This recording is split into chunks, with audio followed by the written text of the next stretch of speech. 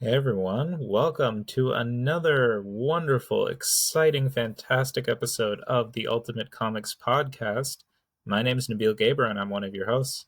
And I'm Josh King, the other host. And this is the podcast where we talk about Ultimate Marvel, an imprint of Marvel Comics that began in the year 2000 in an attempt to update, modernize, and reimagine the Marvel Universe and its characters for the 21st century and hopefully gain new readers, make things more accessible for new fans, and maybe add some twists for longtime fans as well. Oh So yeah. Josh and I have been reading through the Ultimate Universe, going through Ultimate Spider-Man, Ultimate X-Men, the Ultimates, making our way through it and giving our thoughts on the issues and how it impacted pop culture and the movies and impact on the comics as well and just the comic medium and what we think. So this week we are back to Ultimate X-Men. We're covering issues 34 to 39 with a brand new creative team. For one thing, Brian Michael Bendis is now the writer after Mark Miller ended his run with Adam Kubert after 33 issues. So it's Brian Michael Bendis and David Finch on art for these issues. Josh, what did you think? I really like these issues. I think I'm not gonna say this is my favorite Ultimate X-Men storyline or arc so far, but it's definitely up there, definitely in the top three. I agree. I really enjoyed them too. I thought these issues were pretty different from the Mark Miller, Adam Kubert run, especially since they mainly focus on Wolverine. So it feels more like a Wolverine comic than an X-Men comic. It also feels more like a Spider-Man comic. Exactly, because Spider Man is a guest star for most of these issues, and it feels like a combination of an Ultimate Marvel team up issue along with an Ultimate Spider Man comic, especially since we just read Ultimate Spider Man for our last episode. And in those issues, the X Men guest starred. So it was so strange for me because I felt sometimes I was trying to remind myself, like, oh, this is Ultimate X Men. I forgot that it wasn't just Ultimate Spider Man guest starring Wolverine or something. I totally forgot we were reading Ultimate X-Men until the last issue when Spider-Man's not there. Because it's just because Spider-Man plays such a big part in this issue, in this arc. Yeah, exactly. And it's written by Bendis again, who writes Ultimate Spider Man famously. So it's so different, but I did enjoy these issues. And I especially enjoyed, I know Wolverine is a character that is overexposed and has already gotten so much page time and so much focus. But at the same time, I think these issues do a really great job. It feels like an attempt to rehabilitate Ultimate Wolverine after some of the heinous stuff that he's done during the Mark Miller Adam Kubert run of Ultimate X-Men. I felt like he was more like the Wolverine that we know and love from the main comics. I also feel the same way about other characters here. Just Professor X. I kind of said this about in our last episode when the X Men made an appearance in Ultimate Spider-Man. But I feel this Professor X it's a bit closer to the original Professor X. No, Um, I agree for sure. yeah, a guy who has ambitions. He has like not sinister motives, but he's a little Machiavellian. But here he seems like he's again more professorial. He's less of this like kind of this creepy person who's just willing to violate people's internal sovereignty. Daredevil, spoiler alert, makes an appearance here. I feel I don't understand what Bendis is trying to do with Daredevil, or if he just doesn't like them. And going off what Daredevil is in like most of the other Ultimate comics so far, is kind of a dick, Yeah, or definitely. as Kitty Pryde would say, he's a jerk. Yeah, Daredevil is a jerk in these comics. And Yeah, I don't get it because Bendis does love Daredevil. He did a famous Daredevil run with Alex Maleev in the early 2000s that is hailed as by some the best Daredevil run of all time. So I don't get why he keeps writing Ultimate Daredevil as such an asshole. I don't know, especially when like you said, he's not a bad writer for Daredevil. Ultimate Spider-Man is very close to original Spider-Man. You can't honestly tell the difference between Ultimate and regular Spider-Man. Yeah, exactly. Wolverine, he changes the writing for Wolverine a bit, so he softens it up. He does the same with Professor X, but like Daredevil, he goes like it's just an ass, and Yeah. like Daredevil's as a serious character in like 616, but it's not a dick about it. Yeah, exactly. Yeah. So it feels weird, but we'll get into that more as we start talking about these issues. So without further ado, why don't we just get right into it so we can do a deep dive into these characters and these stories. Yeah. Issue number 34 opens on there's a diner where Wolverine is eating, and there's a woman who enters this diner, and she sees Wolverine sitting there, with his coffee in the corner, and she's like, "Oh my gosh, are you one of the famous X-Men? And you're that guy?" And she seems so starstruck, and she's like, "Oh, I'll buy you lunch." And he's like, "You don't have to do that." She's like, "Nah, I'll buy you lunch." Yeah, she's pretending to be a fan. She's wearing 2000s clothing, and Wolverine's wearing a hippie hat.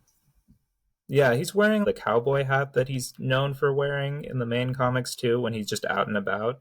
I don't know why he just loves wearing a cowboy hat when he's in his civilian clothes. Well, he's from Canadian. That's what they wear in like the plain provinces. But like the way the Ultimate's hat's kind of drawn, kind of makes it seem like, well, this is a hippie hat. Like what the ones hippies wear, like when they're like in nature and they're just like it's a straw hat that you like, and there's like a grass in your lips. Yeah. Yeah, he's a hippie. It seems more like a cowboy from that description. No, but like not a guy who does cowboy stuff, but like a hippie who's just out in nature. He was just out and just chilling and just enjoying life. Yeah, I mean, No, I get that. Yeah, Ultimate Wolverine I don't think really enjoys life, even less so than regular Wolverine. Yeah, that's true. He's just being miserable out in public. Yeah, I mean, I should find out he's trying to be miserable too. That's true, yeah. But as soon as the woman leaves the diner, after saying she'll buy Wolverine lunch, she is on a comms link with someone, and it seems like she's a government agent because she says ID confirmed. And Wolverine tries to ask the owner of the diner for something, but he's gone too. Logan looks outside the window, and there's a bunch of diaper trucks. It says like diapers on the side of the trucks. Yep, and they just shoot up the diner. Like, I mean, I think we've seen Wolverine shot up multiple times. Like, Wolverine's always a character you can shoot up multiple times. Oh yeah. I'll say this: like, there's a special reveal about like one person's bullets in this arc, but here, like, he honestly seems like the most roughed up I've seen in Ultimate so far in terms of like when he gets shot up. Like, yeah, he takes a lot of punishment in these issues. Like, he's going through it in this arc. Yeah, like honestly, like to be fair, Ultimate characters are a bit more fragile than 616. They don't come back from the dead as often. They seem to not be as tough. But like the way he is shot makes me seem to think like, oh, like like if you think about it, if you shoot him enough, in Ultimate Wolverine, he will die at a certain point.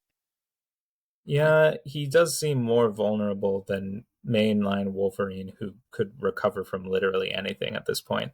Yeah. Like this one makes it seem he could recover, but like if you just shoot him enough, it's like the thing like where I don't know if this is like a video game. If you get killed off, you're dead, but if you like have a little bit left, you can recover. Like in this, if this is a video game, I feel this Wolverine, you could get his health bar to 0. He'll recover if you get it to like 0.5, but you could actually get it to 0. Yeah, if you try really hard. Yeah, and honestly, these guys like the way it looks like. It honestly seems they get pretty close. Yeah, they hit him really hard. They just start hailing gunfire on him. But then when everyone leaves the vans and they go to approach the diner, which has been utterly destroyed, it is empty. So Logan's vanished. It's been thrown in the trash. I tried to make a diaper reference or joke. I don't think I did. Oh my gosh. Well done. Well done. Slow claps for Josh. Yeah. And we cut to Spider-Man from here.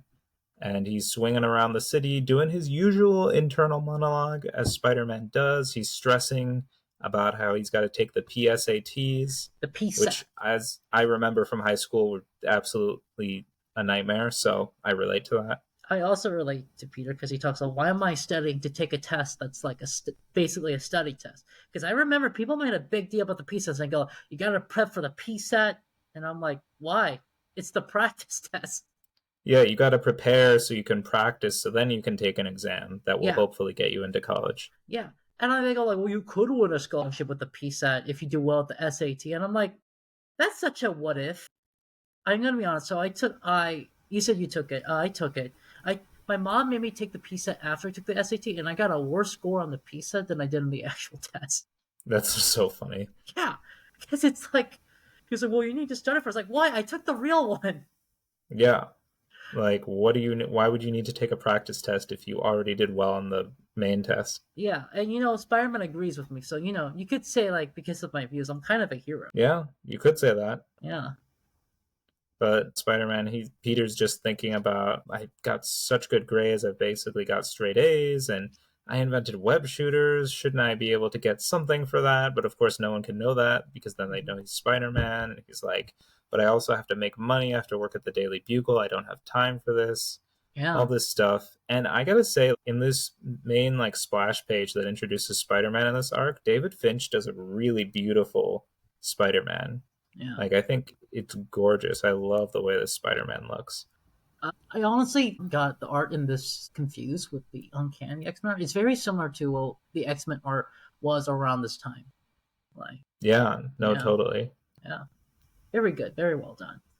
Yeah, super well done. Bendis and Finch would go on to work together on New Avengers, which also featured Spider-Man and Wolverine, and that was also fantastic, both writing and art-wise. Yeah, Just as a side note, I love New Avengers. Spider-Man goes home and he sees like Wolverine just like the art in this because he's just been so cut up. It's just like bubbling. Yeah, he's just hanging out in Peter's basement and he's on his last leg. Like you're saying, Josh, he is super vulnerable and he does not recover as quickly and efficiently as main Wolverine. He's going through it and he's just hanging out shot to shit in Peter's basement. And of course, Peter freaks out and he's webbing him up and he's beating him up with a broom and he's like, "Who sent you? Was it S.H.I.E.L.D.? Was it Norman Osborn?" And honestly, given everything that's happened in Ultimate Spider-Man, I'm not surprised, and I don't blame him for being paranoid and being like freaked out by someone just showing up in his basement. And then he finds out he realizes Logan, but then he was like, "How'd you know where I live?" He was like, "The first time I met you, bub, I snuck into your house because I gotta make sure you were where you said you were." He followed him home after the first time they met in Ultimate Marvel Team Up, and I'm like, dude, that's creepy. You Don't go know, following teenagers home. well, consider what we know what he'll do later and what he's done in Ultimate X-Men so far. I'm like, hey, he's on his last legs. Would it have been so bad if you just shot him up a few more times? Because I feel like he's almost dead. Like, you know, You're saying they should kill Wolverine? actually, yeah. I mean, he's. I'll be honest. He sneaks up on kids. Like, he's kind of close to being creepy. Like, you know, he's kind of a I don't monster. think this is a murderable offense. Yeah, he followed Spider-Man home, but He does honestly, some that's other pretty stuff. mild compared to other stuff that he's done in Ultimate X-Men. Yeah, but I do like this Wolverine in the sense that like he is. You could see him dying. Like you could see like, hey, if he fought the Hulk, like the Hulk could actually theoretically kill him in a way I don't think the Hulk can in 616. If Logan didn't sneak away to Peter's house, he probably could have died. Like the way Yeah, that makes it seem. absolutely. Yeah, And I think it's interesting that he thinks of Peter and goes to his place when he thinks of who he can trust and where he can hide out. I love the Spider-Man Wolverine dynamic in the main universe as well as Ultimate. So yeah. it's really cool how they have this relationship where he knows him and he trusts him, even though they're not super close. It's also kind of problematic too because look at his relationship with young people. He kind of creeps on Jean, who's young. He tries to kill Cyclops, who's also really young, and he goes like, "I need some dependable people. This 15-year-old kid's the answer." Yeah, I'm like, hey, everyone's younger compared to you, but maybe you should get some friends who are like not over 30. teenagers. Exactly. Yeah. Someone with like a more than a one in front of their age number, you know, like someone who's at least Yeah. 25 plus. Get some friends who just don't have teen at the end of their age, all right? Please. Yeah. But Look, it's so funny because Logan is asking for beer and Peter's like, "We don't have any beer," and he's pretty disappointed, which is it's such a Wolverine thing to do. yeah. Like, "Yo, bub, you got any beer?" You know, this one, like, I feel this Wolverine, I know I keep saying, but, like, I feel if Peter doesn't feed him and hide him, but, like, if he doesn't feed him, I feel like Wolverine could just die. But I'm wondering, like, could Wolverine just starve to death in 616 or no? Like, if he gets zero calories? I don't know. With how his healing factor works, I'm sure eventually he would. It might take a long time though Yeah. Because I feel in for this, his like healing factor to stop like eating at his organs or whatever. yeah. Because I feel like in this one, like, he needs food. His healing factor won't be activated unless it's, like, powered by calories and protein, which I guess is realistic because that's how, like, I'm not sure what you call it. That's how human healing works. Was like you need to make up for anything you lose, any calorie or protein you lose. You need to make up, and I guess any healing factor is just like sped up and then intensified regular healing process, right? Yeah, So hypothetically, he would eventually starve. yeah. In this one, though, I wonder like if he is so injured, beer kind of like damages healing in real life. Wouldn't that slow it down? But Listen, just let the man have his beer. He has so few joys in life. Just let him have it. this was if he was healthier, he'd probably be one of those guys that like goes like, "Hey kid, I'm banned from this liquor store. Can you sneak in?" And it's like, "I'm 13. I'll get you a fake ID." Yeah, he would totally do that. But then MJ comes into the basement and then she faints just at the sight of Logan. Because he's like a gross bub. Yeah. And then shortly afterwards, Wolverine passes out and then he wakes up to Peter and MJ looking at him, and it's been 2 days. He's like, "Shouldn't you kids be at school?" And they're like, "It's Saturday. You've been asleep since Thursday."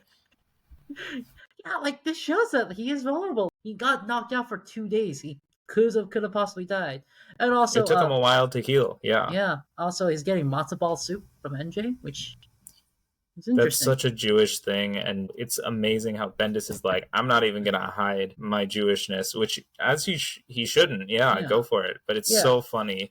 Just like, yeah, matzo ball soup. I guess that's something that would probably be normal to two New York teenagers to just have yeah, matzo ball soup on hand. yeah. Did you know Spider-Man was written originally as a Jewish character? Well, yeah, I mean his Yeah, creator Stan Lee was Jewish, so yeah. But the editorials told him no, can't make him Jewish. But then in Amazing Spider-Man, Andrew Garfield said he plays a Peter Parker as Jewish, and in the Spider-Verse, the Spider-Man that got old and fat is Jewish. right, yeah, we Yeah, saw him at his wedding yeah, doing the ritualistic breaking of the glass with his foot. yeah, and that makes sense. It's New York City, but it's also funny because like New York City, a lot of media is centered around it. So I've been to Europe and I've in Korea, and I've met people go like, "Oh, are bar mitzvahs and matzahs like a thing in America?" I'm like, "Yeah, but it's a very New York thing. Yeah, it It's is a super New York for very New sure. York, very Jewish." But it's funny because of the way media in America is very New York City centered. No, absolutely. But then MJ has a bunch of questions about Wolverine. She's like, "What's going on? Who are you?" And Peter's like, "MJ." But she's like, "All right, whatever. I'll come back when this is over." Logan is also about to leave. He's like, "I'll get out of your hair." But then Peter's house is surrounded by those diaper trucks full of seemingly government agents. Yeah. So that's the cliffhanger ending for issue 34.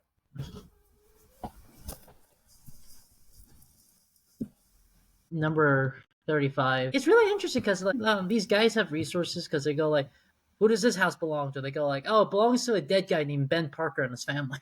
And they're like, "Is it his family?" And they go like, "There's no way it's him."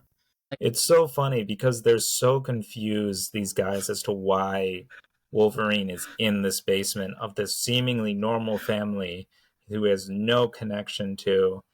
And if it's really funny because if you don't know that Peter is Spider-Man, you're like, why is Wolverine hiding out in this random basement owned Yeah. by like a dead guy with his like wife and nephew living there? Like, what is happening? They're, Also, they say Ultimate Ben works at a print shop, which is like, I'm like, yeah, that's good trivia. Like, I didn't know what Ben Parker did. yeah, no, that's true. Yeah, It's a good note there. yeah. But Peter is suiting up to help Logan as they're gonna get out there and take on these agents. Also, he has his full suit now.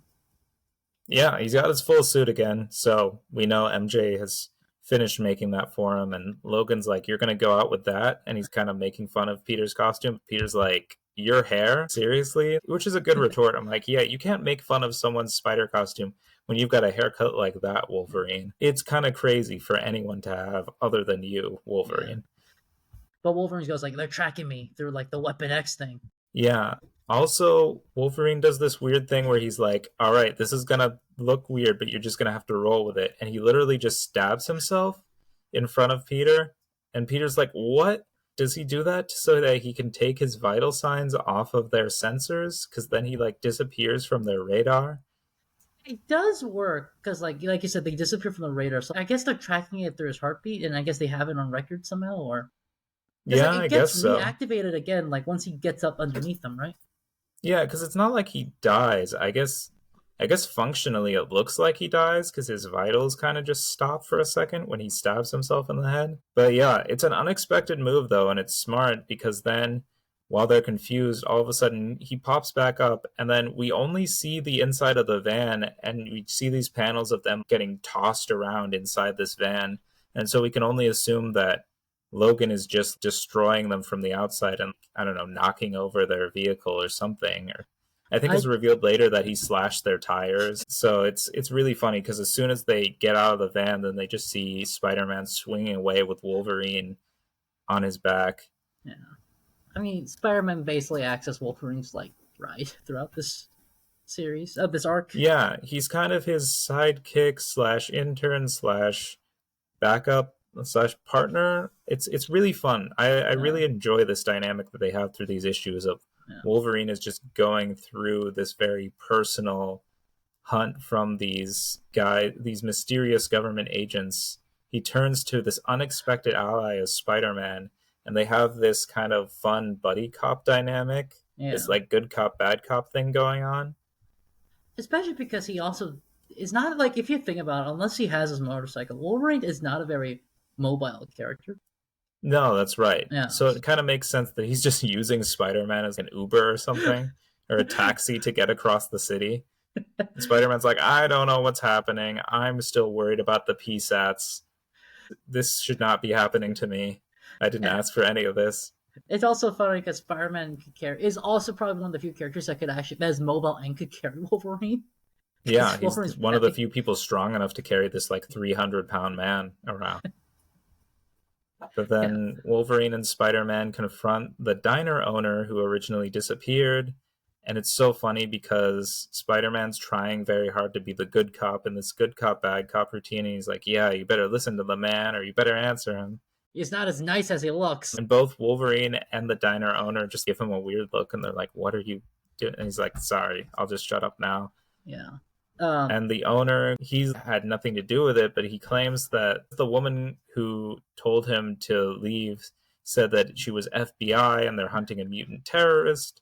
But he called the FBI because his diner was destroyed, and they're like, we knew nothing about this. This Yeah. wasn't us. So he doesn't know what his life is ruined now because his Yeah. diner has been destroyed, and he has no idea who's responsible, and he can't get any restitution for it. Yeah. I mean, I feel if he has insurance, they definitely will cover like a random bullets.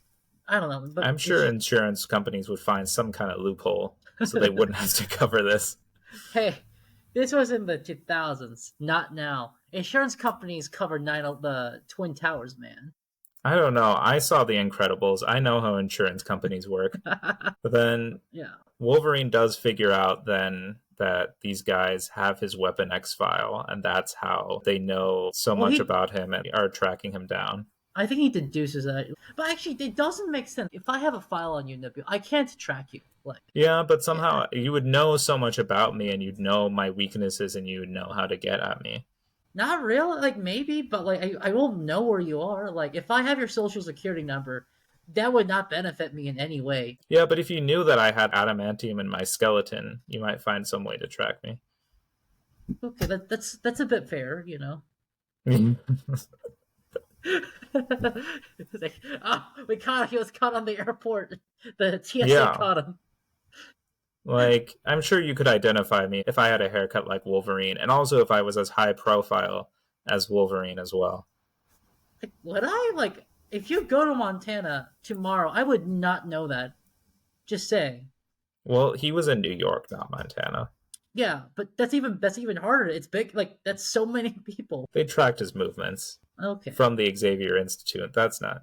Anyway, the Wolverine goes to cash in a favor with someone, an old friend of his.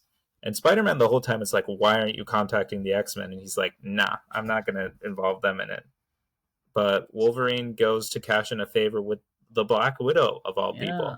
And she reveals they had a thing. Yeah, they had the kind of a fling, really. Their romantic relationship lasted about a week. It felt Yeah. like it was a spy thing, so he was kind of deceiving her and she felt betrayed, and it's kind of vague and ambiguous.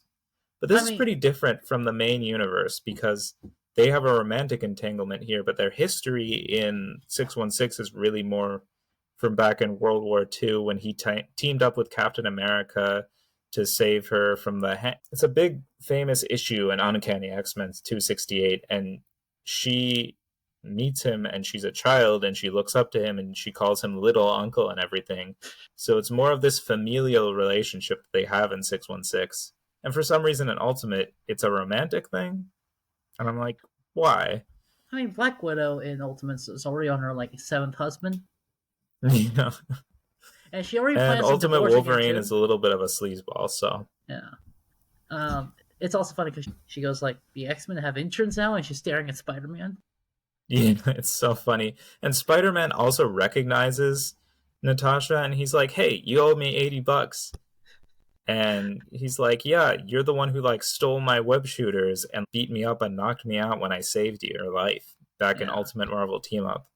I always forget this is like a younger Spider-Man because even the main Avengers, except maybe Thor, would have difficulty fighting Spider-Man. Here, like Black Widow, sometimes just gets the better of him. Yeah, because he's a teenager and he's a Yeah, little gullible and untrained. yeah, but 616 teenage Spider-Man was kind of like throwing hands with the Fantastic Four and everything. Yeah, but those were just skirmishes. It's one of those initial hero meets heroes. They fight, there's a misunderstanding, and they work it out. He took him by surprise, too. Anyways, this is semantic. It's not like, I feel like everyone bows down before Spider-Man in the fan base of like, oh, he could take on anyone if he wanted to. He I'm kind of like, can. I, I feel like that's a little overblown. Okay, he could take on Black Widow, and Black Widow's like, "I'm not intimidated by the spider nerd." I'm like, "Yeah, you should be. This guy could grab a truck. Can you grab a I mean, truck?" he's definitely stronger and more powerful than her, but in this version, too, he's also a teenager, so. He should also be faster, technically. Yeah, but I mean, she's more well trained and more confident and skilled and more mature. So if he was an adult, I think he could easily take her. But that's a different story. It's also funny because this is Spider-Man. He has like a famous relationship with MJ, and he kind of says Black Widow is the hottest woman he's ever seen. Yeah, which is so funny because she looks like a grown-up version of MJ. He's clearly got a redhead type, so I understand. Oh, that nasty horn dog. But yeah, Wolverine was mainly there to ask Natasha if this was Nick Fury's doing and if he's the one hunting him down. And because there's no one else there and he doesn't sense anyone else around, he's like, all right, this isn't S.H.I.E.L.D. She's like, get out. They also exchange some quips in that he kind of disapproves of the Ultimates. He thinks it's a PR stunt and it's beneath her. And she also disapproves of Xavier making Logan an X-Man to begin with because of his checkered past. But he's like, all right, that's a little hypocritical of you. So like Wolverine, he doesn't remember. He doesn't know he's really old for one thing. They wiped his memory a few times. So if he remembers having a relationship with Natasha, it probably means it was relatively recent. Yeah, it was after Weapon X, definitely. Yeah, and there's even a line from the when Magneto's talking about Wolverine and goes, "Oh, the only reason he's late on a mission is he's trying to bet a girl," and I'm like, "Well, I think I know what happened." Yeah, Yeah. Who knows? We might find out later, but as for right now, we get the general idea. But they figure out that this isn't S.H.I.E.L.D. and they leave, and then they're out on the roof, and Peter's like, I'll protect you. I have a spider sense I can detect. He's explaining, I can detect danger as it happens. But what's really funny is that as he is explaining this, he fails to notice that there's literally like a bazooka being fired right at Wolverine, and it hits him, and that ends issue 35. Well, So that's a pretty funny moment where, all right, you can sense danger, can you? Did you see that coming? Well, to be fair, it's not a danger to him; it's a danger to Wolverine. Yeah, exactly. Yeah. But still, it's a bazooka coming right at them. I'm like, dog, like, pay attention. Yeah. I also love in the next issue, he's going to talk about the spider sense of Wolverine Daredevil, and they're like, well, I have a spidey sense, and they're like, yeah, what is that? Yeah, they don't know what that means. But the next issue opens on this really cool slow-mo kind of sequence through the panels. Each panel shows a different moment spaced out very slowly between each other of Wolverine being flung by this rocket that's been shot at him. It's this really cool big action hero moment that he has where he takes his claws and he stabs the rocket and he does a flip over it and pushes himself off the rocket as it blows up this warehouse. The visual is really striking and really well done. It's a really fun moment, if not a little over the top cheesy action hero sequence. But I'm here for it. Yeah, these issues have really good action. Like I think with some of stuff, some of it was a little over the top sometimes. Like it was good overall, but it could be a little too much at once. It could be a little over the top. Here it goes to a more classic comic style. I feel like grace or grace in terms of like graceful fighting. You know. Yeah, exactly. Yeah. I think it finds the right balance between it's very fun, but also something that we can buy into a little because of Yeah. how well executed it is. Oh yeah. And then in the meantime, Spider-Man is being chased by these helicopters shooting at him, and he hangs on by his webbing behind them until the rotor from the helicopter cuts his line. He falls through a window, and there's just this hippie kid offers him a Pop-Tart, but he passes up on it. He doesn't even acknowledge it. I'm like, dude, that's a free Pop-Tart. Well, the hippie kid's probably high, because considering he's a hippie, he's eating a Pop Tart. He's probably smoking the marijuana. So what? It's a free Pop-Tart. He's busy. I would take it.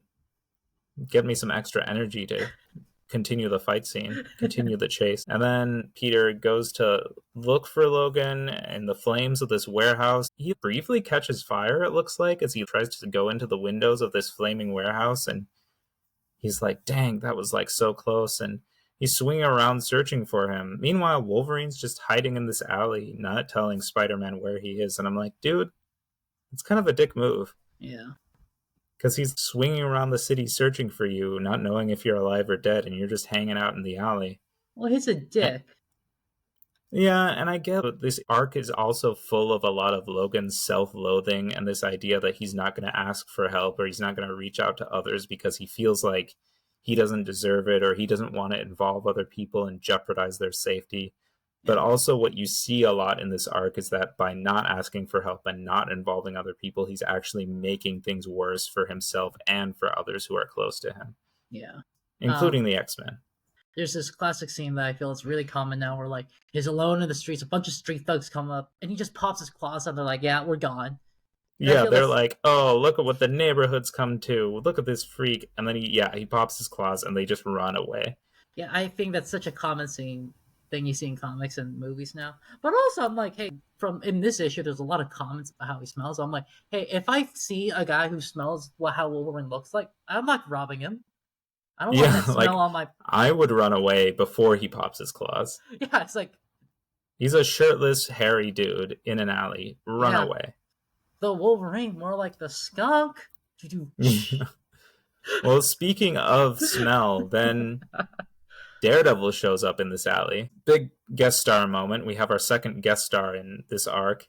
And it's, revealed that apparently now they've entered Hell's Kitchen because, of course, Daredevil's there. And Daredevil's like, what are you doing in my neighborhood? And speaking of smell, he's like, yeah, you smell like a wet dog. And then Logan's like, well, you smell like an old book.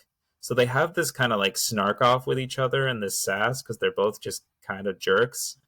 And what's really funny is they both have enhanced senses, so they're just kind of like quipping back and forth about how the other one smells or whatever. Daredevil probably just smells like a smelly athlete, but Wolverine, I go like, yeah, like I kind of feel bad for Matt, like.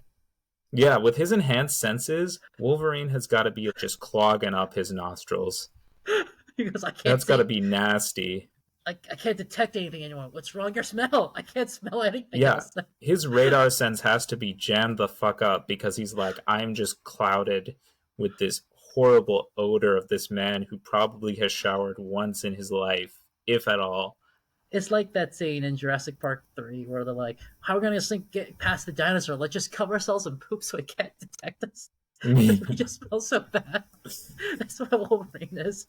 That is exactly what Wolverine is all the time, and he's not even trying. That's why when he fights guards, they never have like guard dogs with them. Because the guards and dogs know to stay away from Wolverine. Yeah, exactly. But then Daredevil is mainly just concerned that whatever is happening is just bad for his neighborhood, and it's putting people in Hell's Kitchen in jeopardy. And he doesn't trust Wolverine. But I think it's cool that it's a very natural way to include Daredevil in the story is that they just fall into his neighborhood and Hell's Kitchen is caught up in the crossfire. So of course Daredevil's going to be like, hey, get out of here. You I guys are putting innocent lives at risk. so did you know I found out this way like Hell's Kitchen is a real place? You just found this out recently? Yeah, like what kind of place is named Hell's Kitchen? And I found out, oh, turns out that's a real place. Yeah, it's a real neighborhood in New York. It's like how in Superman, like in Metropolis, like, oh, the bad neighborhood is called Crime Alley, and I'm like, Well, that's Gotham. okay, well, no, in the Metropolis there's something else. Maybe not Crime Alley, but there's like a bad neighborhood in Metropolis. It's like called something bad, and Crime Alley in Gotham. I'm like, okay, that's so mad. I'm like, how is Hell's Kitchen a real? I don't know. I should make It's fun of. real. Well, I think it was like around like the 70s and 80s that Hell's Kitchen was like a really bad place to be. That might have been when it earned its name because I think it was pretty badly infested with crime. Don't quote me on this, but like that's at least what I Wait, understand. so like it got its name because it was like that, or? I think so, Uh, maybe. okay, well, I have to look it up. I shouldn't make fun of it because that's like a real neighborhood. That's a real place. Unlike Well, yeah, like Micronesia. yes, I also never understood this thing where like superheroes go like, it's like stay out of my neighborhood. And I'm like, are superheroes like gangs where they just have designated turf? Some of them are. I feel like Daredevil's definitely like that. Batman is like that for sure. It's these intense, brooding vigilantes who are like, stay out of my city or stay out of my territory. Yeah, but like at least with like a city is like okay, that's like a full city. Like you could just claim it as your own. You could go like stay away from my city. I'm like, but as far as I know, Hell's Kitchen is like a neighborhood, and I'm like, at what point is it like a gang or like a legal contract? Or go okay, like anything within these legal boundaries or this physical boundary is my territory. But like once you do a crime outside of it, like it's okay. I don't know. Well, the Daredevil also, he can only operate at such a high level with what he's got. He isn't as well resourced as someone like Batman. Yeah, but Spider-Man protects all of Manhattan. Well, Spider-Man also is far more mobile and also more powerful than Daredevil as well. So he's probably able to cover a wider scope because he can physically do more. Daredevil physically is just more like a normal human than Spider-Man. Daredevil's powers mainly comes through his senses. All the rest is training and acrobatics that he's learned. That's skill and that's hard work. He has to work for it. Spider-Man has strength and agility and speed, and he can climb walls and everything. In the old 616 comic, there's two occasions where Spider-Man like spends a day in the suburbs, and in both cases, or at least in one of the cases, he finds that he can't swing everywhere, so he just has like a not an Uber driver, a taxi driver just drive him around while he's doing. Yeah, I remember that the commuter cometh, that story. Yeah, that's such a fun issue of Spider-Man because he's just trying to catch a criminal through the suburbs and he can't swing anywhere to save his life. He's having such a rough go. It's such a funny issue. If it was rewritten now, it'd be an Uber driver just driving Spider-Man. Yeah. Spider-Man has to take an Uber to catch this one mugger because of course he would do that. That's his commitment to his responsibilities. They should do a thing where like some cars have like a openable like roof. Yeah. He just opens the roof and it's like I'm going after you. Yeah, he just like shoots a web out of the sunroof. Yeah, he goes like it's in traffic. Oh my gosh, that would be so funny. I would read the hell out of that. Especially because now he's always on his phone. So like he now uses it for like instructions and to look at the traffic map.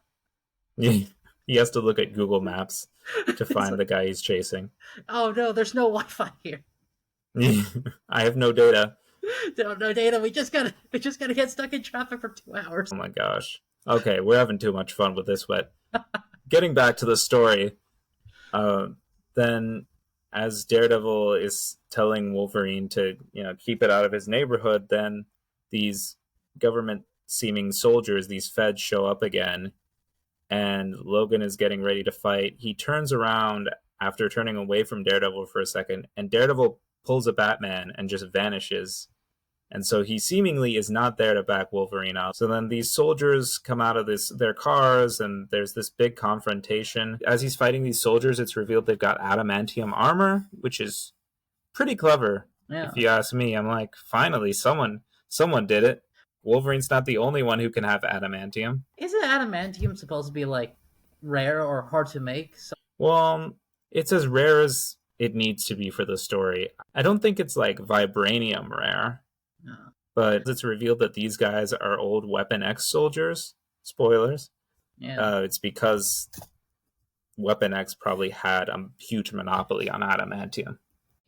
I bet if you just get regular armor and you like get industrial diamonds and you just like put them around your armor, that'll do the same trick, and it'll be probably cheap. Yeah, maybe. This is also something that feels like is a precursor to X-Men Origins Wolverine, funnily enough, because these soldiers have adamantium bullets too. Or I thought just the girl did, or they Yeah, misread their it. leader has adamantium bullets, but yeah, she shoots Wolverine with some adamantium bullets, and she's very cruel and just pure evil almost towards Wolverine, and it makes you really sympathize and feel for him because he goes through a lot of physical and verbal punishment too. She She's calls him constantly degrading him and calling him a dog and an doggy. animal, and yeah, she's Like making a lot of derogatory comments, and also she just shoots him when he's down too. There's this really nasty sequence where she's going on this whole villainous monologue, and just she keeps shooting Wolverine with these adamantium bullets on the ground. Makes you really feel bad for him. not really. He kind of is. Look, as far as all the characters go we've read so far, he kind of is the most animal-like. And I'm including we've read characters that were literally animal mutant hybrids.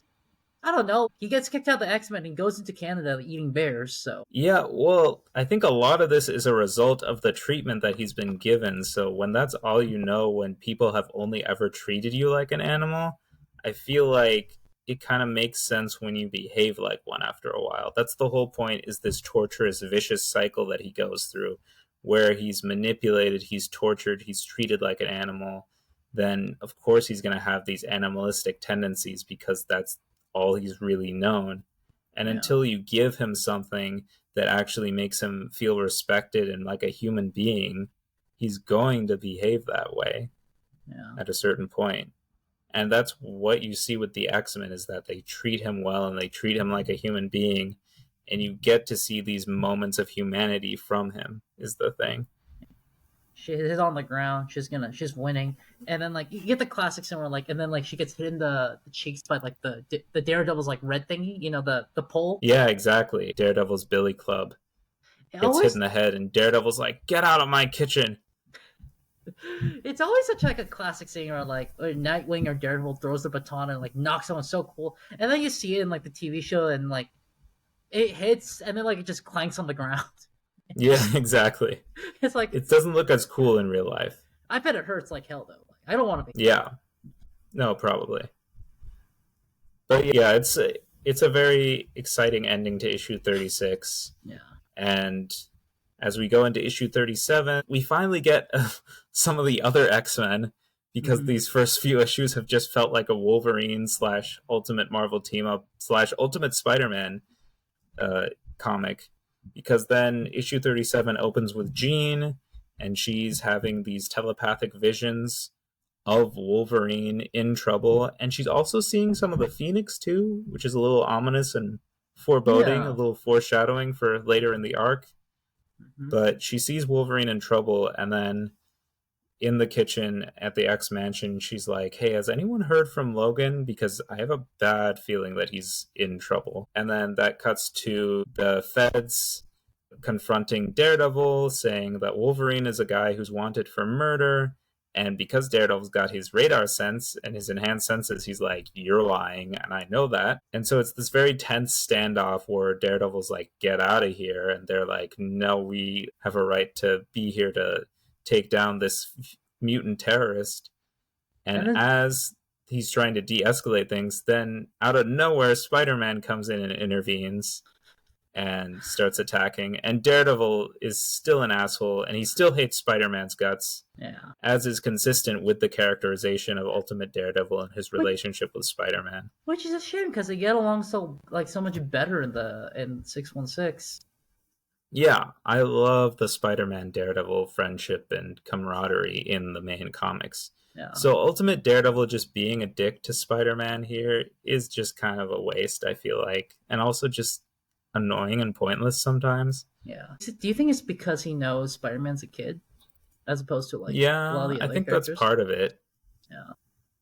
But I think he also just thinks he's an amateur and shouldn't be out here. And I also think Ultimate Daredevil's an asshole. As the fight continues, and there's like a whole lot of gunfire, Spider-Man and Daredevil are hiding behind this van, and Spider-Man shoots his web towards Logan and pulls him behind the van.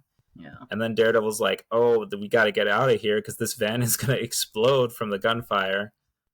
And as they like run from the gunfire, then our boys regroup, and it's really funny because then Wolverine and Daredevil are both using their enhanced senses to detect like where these soldiers are going and what they're doing. And as they're saying like they're going this way and they're retreating and their leader's heading towards the roof, Spider-Man's like, how do you guys know this? Like, what? Was it Wolverine goes, she's on the roof, like, you gotta get it there and so I can confront her. But it's also really interesting because when we see her, she's not on the roof. She's trying to get on the roof. So yeah, I guess he can tell where she's headed at least then. Yeah. So Spider-Man, Uber lifts. Yeah, he gives him a lift up to the roof. Yeah. And she goes like, I'm your wife. And he goes, what? And then she gets a shot at him. Yeah, and it is very shocking and almost believable because at the end of the big Mark Millar, Adam Kubert run, it's revealed that Wolverine was married before he lost his memory. So when she says, I'm your wife, you actually believe it for a second, and so does Wolverine because we've been given this information that he was married before he lost his memory. Yeah. But then it's kind of a fake out too because then she's like, oh, I'm your sister. I'm your cousin. I'm your mother. So, like, it's very clear that she's just trying to mess with his head and just kind of distract him. And so then the helicopter shows up and starts firing at them, and she pulls a fast one and just whacks Wolverine in the head and runs off and jumps onto the helicopter. And Wolverine almost gets, like, ripped apart by the bullets. Yeah.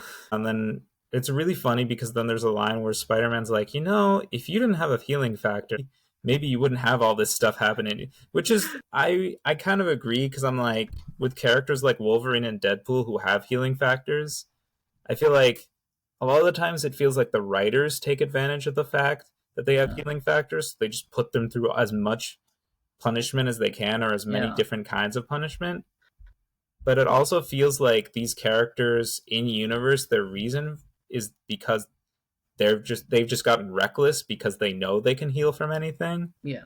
So they wouldn't be taking this kind of punishment if they didn't have healing factors because they would understand that they were mortal and things could actually kill them. You remember Terminator 2 where like there's like a robot, the Terminator, the metal one. That's like all of them. Okay, but the one that turns liquid and it can rebuild itself. Yes, yeah, that's from the second movie, yeah. Yeah, which is interesting because that one, he was the actor for that also plays Wolverine and something else. But you get the sense that it can die if you put it in through enough, and this Wolverine is aware of that to a certain degree. I mean, because so far in this arc, he almost, I feel like a couple more bullets and he actually just would have died. Yeah, and I think he does take all this punishment, and in a way he also feels like he deserves it, it seems, throughout this arc. He doesn't really seem to be fazed by the fact that he's gone through all this pain and torture, and it kind of seems like he thinks this is what he deserves. He's not really fazed by it, or he doesn't really do anything to really complain about it or to try and prevent it from happening anymore. Yeah. I will also, this is a side note, I always found it funny that in the Deadpool movies, he fights, with the exception of the last one, he fights villains that really are not a threat to him. In the first movie, you can't hurt this guy with like regular powers. No, you can't. Yeah. I think they even acknowledge in the movie, they're like, you're just immoral. We're kind of jealous. Yeah, exactly. But yeah, you're right. These characters, they do take more punishment. I think some of these characters are aware they do that.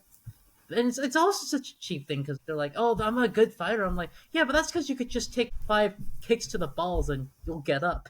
No one else can do that. It's like... Yeah.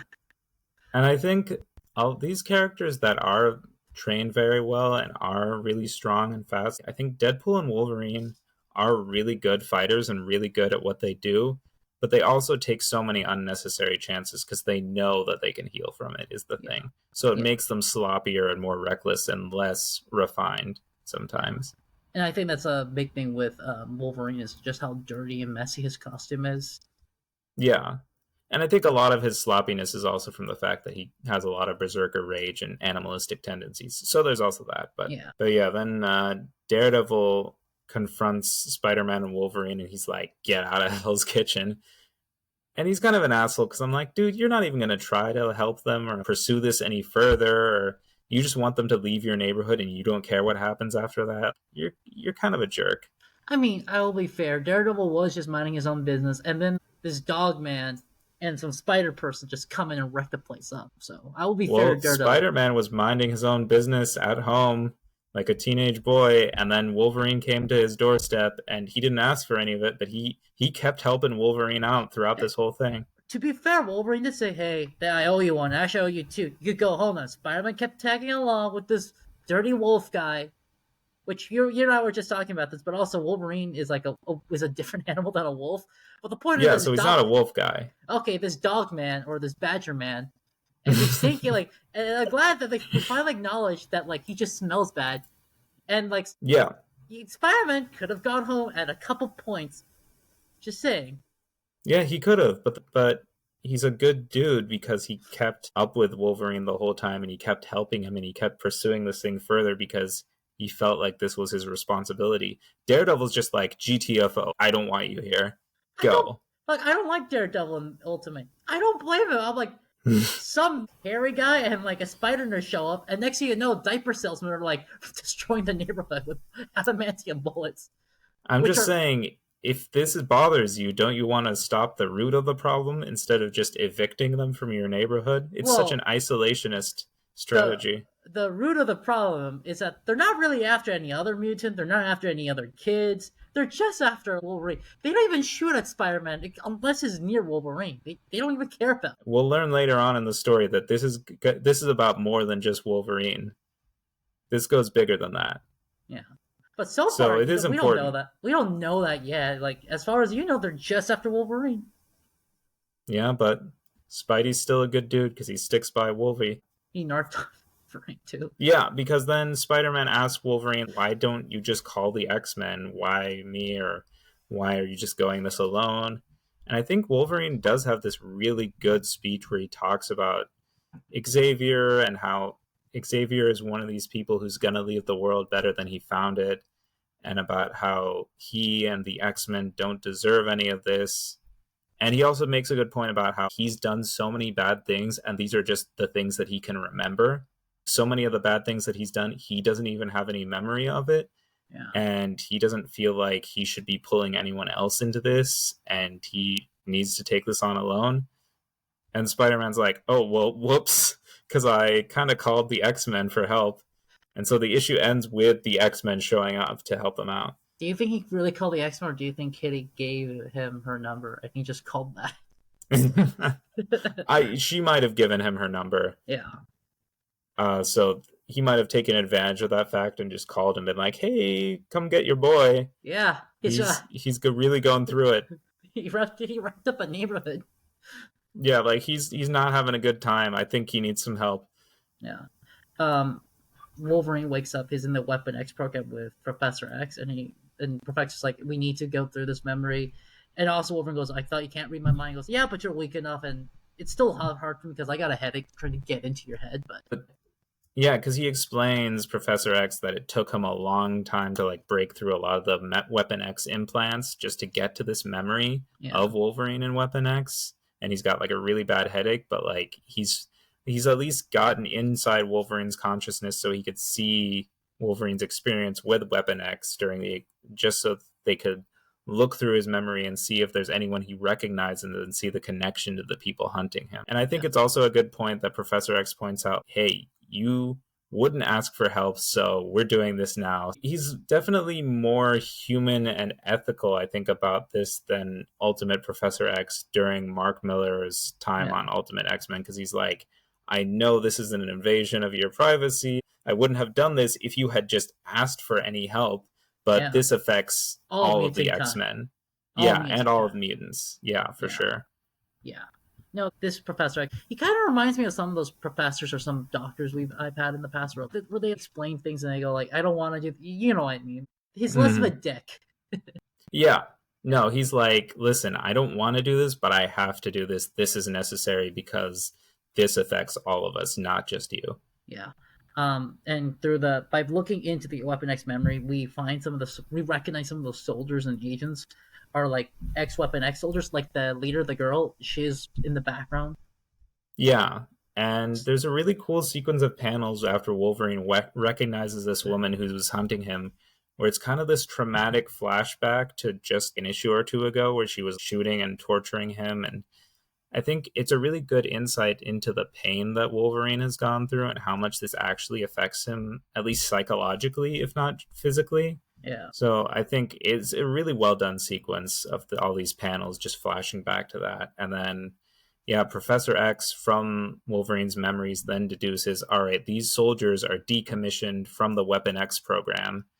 And now that Wolverine has been on the cover of Time magazine, now that he's this big shot, famous X-Man, and these guys were trained to hate and kill mutants like Wolverine, and they were specifically trained to hate and torture Wolverine, they're pissed off and they're going after him because of that. And I think also there's this very interesting conversation between Professor X and Logan where Professor X is like, "Hey, Cyclops got you back at the end of the last arc. He wanted you to come back to the school, and you just left again. Why would you leave again?" And I think Wolverine makes a good point about how I can smell the fear. I know everyone hates me. I know they're scared of me. I figured I was just better off leaving. yeah, And Professor X has a really good response to that, where he's like, they're all right, kids. but they're children. You and I are adults, but they're children. Yeah, And they have been treated horribly by the world. And you haven't really given them a reason to respect or trust you. You need to earn that. And you need to yeah, put it in the work. And then you can be part of this team. But until you do anything, then you're just going to be the animal that they see you as, or you see yourself as, or the Weapon X program sees you as. So yeah, you need to actually put in the time and effort so that you can earn their trust and respect. And I think it's a really good moment between them, and it shows the impact Xavier has on someone like Wolverine. yeah. Xavier then calls Fury and is like, we need your help. I want to go after these guys. Fury goes, no, this is like a government matter. Government agents, military guys are going after them. Yeah, exactly. And I think this moment is so cool because it shows a lot of the ramifications of the ending to the Mark Miller, Adam Kubert run on Ultimate Yeah, X-Men. It's kind of showing, yeah, things aren't just hunky dory just because Xavier and the X-Men are working with Nick Fury and Shield. yeah, There's still a lot of tension and conflict because of things like this. They don't mesh so well as we thought they would, because when issues like Weapon X come up again, Xavier's like, well, this is a mutant problem, so the X-Men should handle this. And Fury's like, well, Shield should handle this because this is within the military. it is a little. I'll be fair, like to Fury, like it's a little weird when you go like, okay, these guys want to be integrated into society, and you go, oh yeah, but this school's gonna send a strike team after a guy. Yeah. It is a little weird. But to be fair, he also wants to use his school to train like future soldiers. So I don't know. Yeah, so they're both kind of not great there.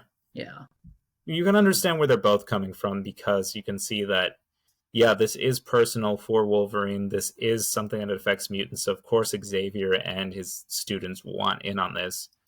But Fury is also like, this goes deeper than just this strike force, so we should handle this. So I can kind of see both sides there, but it also shows just because you're part of the system now doesn't mean that things are always going to go the way you want it, and there are compromises that you have to make now. Wolverine, meanwhile, goes to the dining room at Xavier's, where everyone's just kind of staring at him. A lot of them are shocked that he's even back, but Jean is just pissed. She is not happy that he's there. And later, outside of the school in the courtyard, she confronts Logan and she's like, I don't forgive you about leaving Cyclops in the Savage Land to die, and I'm never going to forgive you. And if you ever even think about me inappropriately, I'm going to do all these horrible things to you with my telepathy. I mean to be fair, those things probably would kill him. Like, Yeah, yeah, no, totally. And I think this is such a great moment for her, too, because she is totally justified in this. I'm like, yeah, tell him, because yeah, he did some really nasty shit during the Miller Kubert run. So Yeah. yeah, go off. She then, But she also says that she believes in Xavier and what he's doing, and she trusts Cyclops since Cyclops accepted him and invited him back. So she's like, earn your second chance. yeah. I'm not going to forgive you, but you have to put in the work, just like Xavier was saying, earn it. She then senses something and she flies away.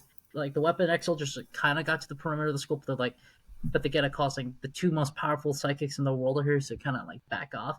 But then she shows up as the Phoenix, just burns those helicopters. Yeah, because they're saying stuff about, oh, well, let's just take out this mutant filth. And they're like, what's the big deal? We'll take them. And Jean is pissed. And it's crazy seeing her really unleash the full force almost of her Phoenix powers.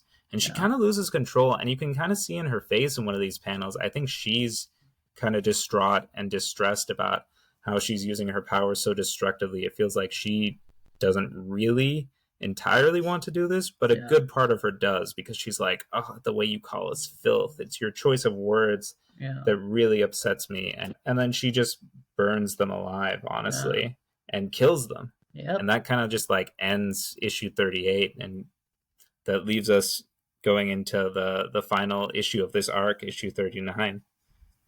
Yep, she's on the ground. She's not doing very well. She's in pain, which I think the Phoenix Force in Ultimate seems to put her in a lot of pain. And so far, we don't fully understand what the Phoenix Force is, whether it's like something within her or whether it's like it is this outside enemy. But it seems, but Nightcrawler teleports her to Professor X. Yeah, exactly. He takes her back to the mansion, and they're pretty far off, so it takes Nightcrawler a few jumps to get back to the mansion and to the professor. Yeah. And then the professor uses his powers to telepathically sedate her, which seems a little questionable at first, because he's like, it's okay, nobody died, you didn't kill anyone, which is really just him soothing her to sleep. She did kill people, but I think at the time... They had families, probably. Yeah. Later, we see her acknowledging that and talking about it, so it's not as if she forgets or he makes her forget, but I think for that moment when she's in shock, I think he did what he had to do. But Nightcrawler's like, okay, sure. I guess I'll go back to the rest of the X-Men. And then Logan goes, I know where they are, I'm gonna go after them. And Nightcrawler goes, like, kind of wants to go too, because, you know, he also has a grudge with Weapon X. He says, if it involves Weapon X, I'm interested. And all the X-Men goes, no, we all have to go. Yeah, Cyclops is like, we're all going. Wolverine's pretty hesitant, but Cyclops is like, no, we're going. So Logan's like, okay, fine. The boss ladies and taking a call from this mysterious figure in the suit. So it's revealed that this team does have their superiors who are giving them their orders, and they're reprimanding this team for just being so reckless in the way that they handled this, being so public about it, losing Logan, and just cuts her team off entirely and is like, you're done. You're a casualty of this war. We're leaving you behind. And so they don't really know what to do. But before they can even figure out what to do, it gets cold. Yeah, the room gets so cold, and you're like, oh, you know what that means. Yep. The keyboard's freezing. The girl is blowing hot air from her mouth, and the X-Men burst in through the door. Yeah, exactly. And Cyclops blasts the door open. It's this cool group shot of the X-Men entering, and you think it's going to be this really big fight sequence and this really big, like, you know, triumphant battle, but then it's kind of anticlimactic, but also pretty interesting, because the woman then just kills her whole team and then kills herself, and that's kind of it. And they're like, what? This is not what they wanted, because Wolverine was searching for answers this whole time. The whole time they're attacking him and trying to kill him, he's like, what's going on? Who are you? What even is this? And he never got any real answers out of it. And honestly, it would have been better maybe if he went alone and snuck up on them, possibly. Because they also kicked his ass a few times. So, well, speaking of just doing it a little more quietly and covertly, then S.H.I.E.L.D. arrives, and we're introduced to Dum Dum Dugan, a classic Marvel character from 616, who is just notorious and famous for being this big agent of S.H.I.E.L.D. and Nick Fury's right-hand guy, really. But he also knows Logan as James, so it's revealed he knew Logan before he lost his memories and before the Weapon X program. But he also is like, hey, we could have done this way more covertly. You guys were supposed to stand down. The X-Men also had no idea they were supposed to stand down because the professor didn't tell them about that. Yeah, but there's like a So, scene where it's like, well, you have done better, and they're like, yeah, we would have snuck up on them. yeah, we're SHIELD agents. We could have done this covertly without dealing with this whole circus and shit show. Hey, if it was the Ultimates, they also wouldn't have been able to kill themselves because the Ultimates probably would have accidentally destroyed the building and like everything within the 500 square kilometer. Yeah, the Ultimates just would have raided the place and would have gotten nothing of value out of that. It also would have been a mess with the Ultimates. They would have just ended up accidentally killing everyone. Yeah, exactly. And probably civilians somehow too. Yeah, they would have messed up big time. Totally. I would not give the Ultimates any kind of credit. And the Shield goes like, well, we're interested in these guys because they go like, hey, ever since we backed mutants, we think there's a conspiracy, there's a coup. Yeah, exactly. They think that this team is just a group of grunts working for a larger conspiracy against mutants, and they're also working against the president and the current administration because of the pro-mutant sentiment that's going on. There's a lot of backlash towards that, so this feels like a larger conspiracy and a coup against the government because of the pro-mutant sentiment. It's also really interesting because this was written before in the United States there ever was a coup, and it was like it's such a big deal that there's a coup against the government, and we're like, oh, we lived through a coup. Yeah, yeah. Does January 6th ring any bells? Yeah, too late, Shield. Oh my gosh, a little ahead of its time, honestly. Yeah. It's like it's not a big deal anymore. It happened. Yeah, like we've been through it, and it wasn't great, and it was kind of carried out by people from the current administration, but that's fine. Yeah. After they failed, we voted them in anyway. Silly Jesus. Shield. Yeah. That's ugh. Don't remind me. Yeah. Something Dugan says is really interesting. Logan he's a killer mutant. He's the weak point in human mutant relations. And I'm like, yeah, I know you're supposed to be sympathetic to Wolverine, but also he's kind of this dog, gross, creep monster.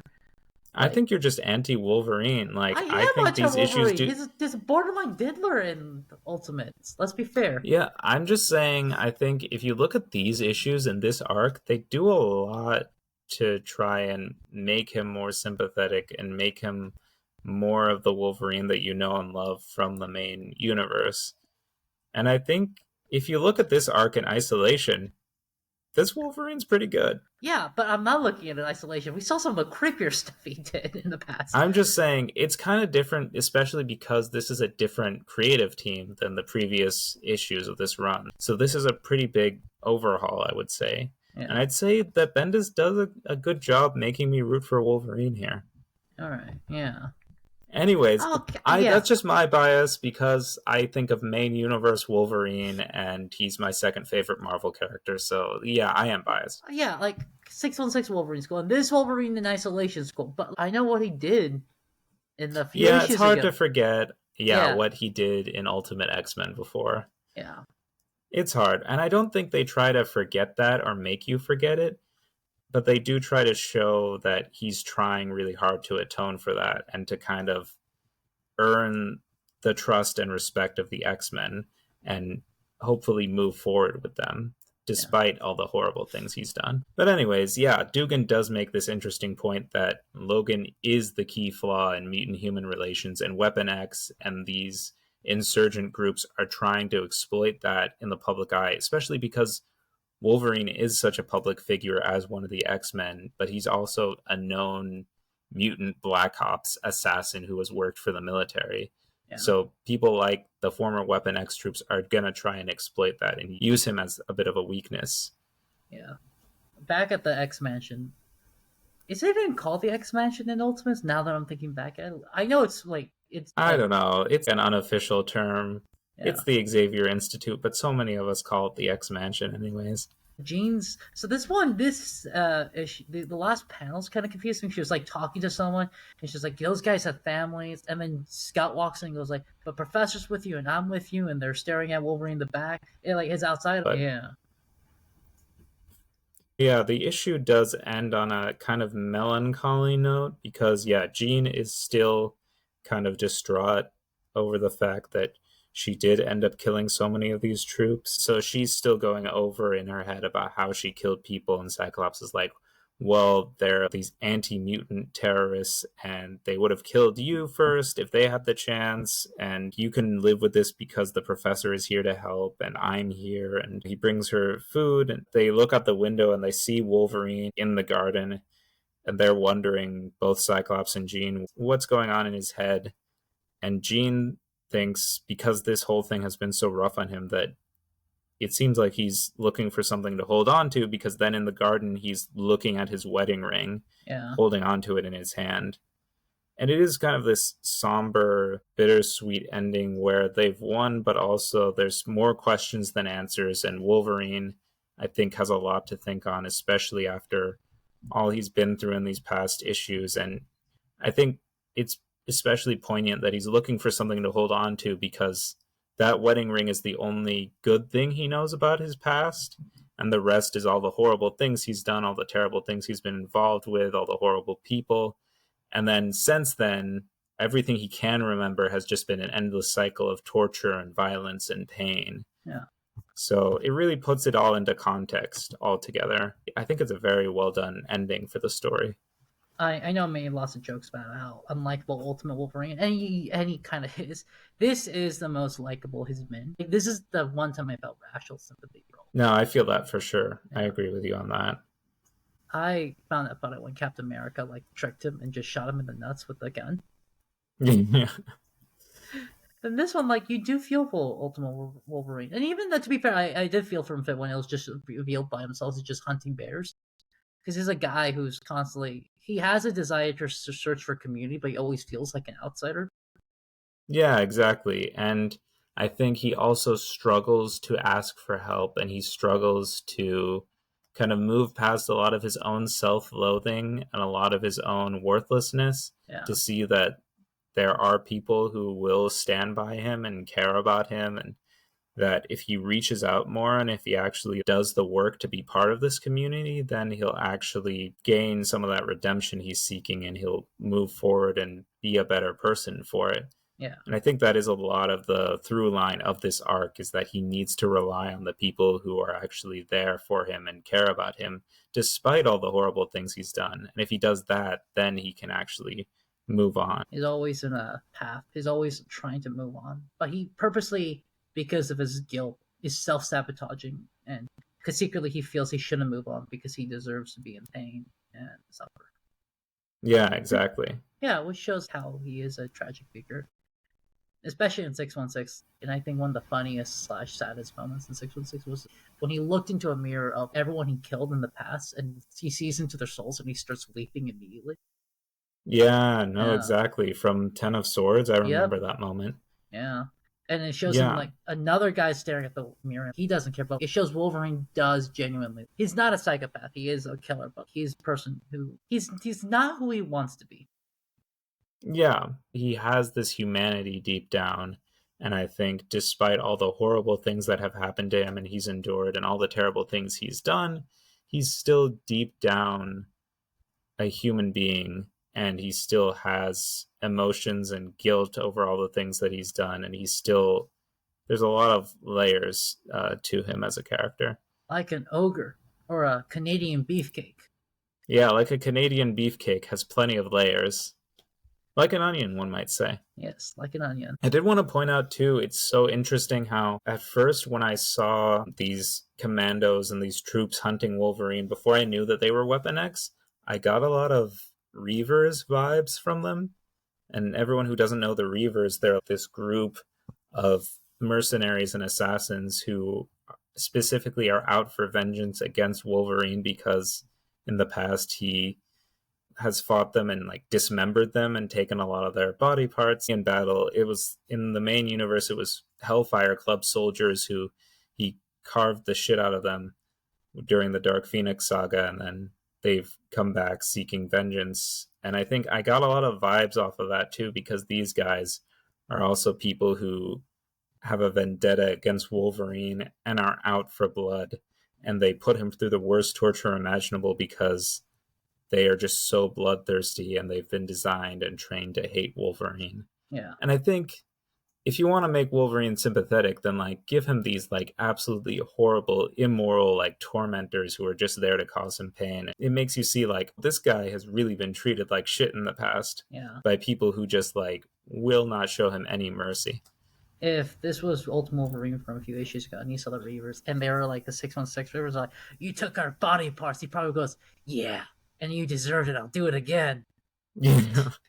Because yeah, he's got a point. That is what he says in 616 too. He's like, hey man, this was self-defense too. We were at war. You were on the wrong side. Like, I don't feel any guilt or shame for that. You guys are terrible people. But yeah, it definitely gives me the vibes of Uncanny X-Men 205, which is one of my favorite Wolverine comics ever, one of my favorite X-Men comics ever, which is really all about Lady Deathstrike and the Reavers hunting Wolverine throughout the snow in New York. It's called Wounded Wolf, and it's because he's really badly injured and hurt. Only one of the girls from Power Pack is there to help him out, and I definitely got a lot of vibes from this story, except instead of a girl from Power Pack, you have Spider-Man helping him out, a really wounded Wolverine. Yeah. I think Power Pack actually shows up later as villains in Ultimate X-Men. Oh, I'm excited for that. Yeah. I don't know a whole lot about Power Pack, but they're pretty fun. Neither do I.